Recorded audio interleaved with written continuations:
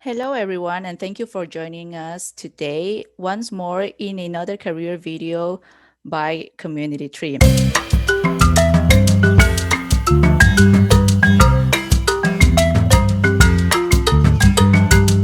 Okay, hi guys, and thank you for staying with us on part 4 of this series. So, Leila, maybe we can summarize a little bit of what we have said on previous videos and just say what are, in general, the do's and don'ts of salary negotiation.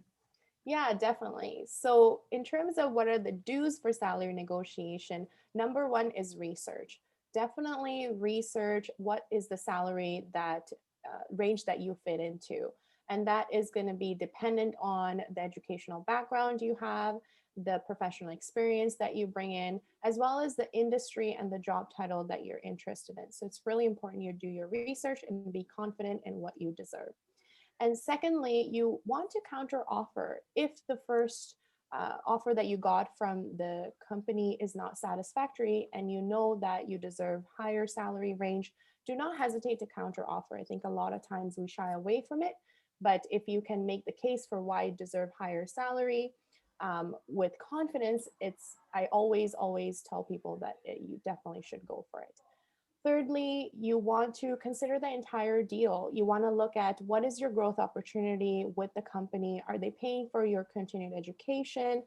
Do you have workplace and work time flexibility? And those are all the things to keep in mind because you want to look at the entire journey and the long term progression that you can have with that company.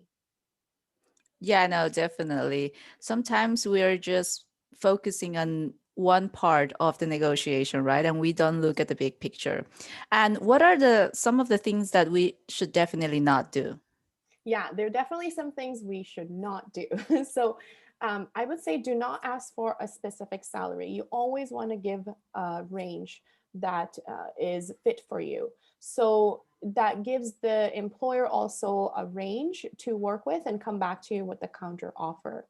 Secondly, never reveal who else you're interviewing with. A lot of times people know each other, so you don't want to have an influence on how things are going for you in other parts of the interview process you're doing with other companies. Thirdly, if you do have a job offer, it's definitely good to share that you have another job offer, but do not share who gave you the job offer. Then the next part I would say is don't demand salary on the first interview. You don't want to come across that, that's the main thing that's on your mind, the salary. First, you want to look at is this the company I want to work for? Is this the right fit for me? And go through the interview process until you have that job offer, and then you can discuss salary.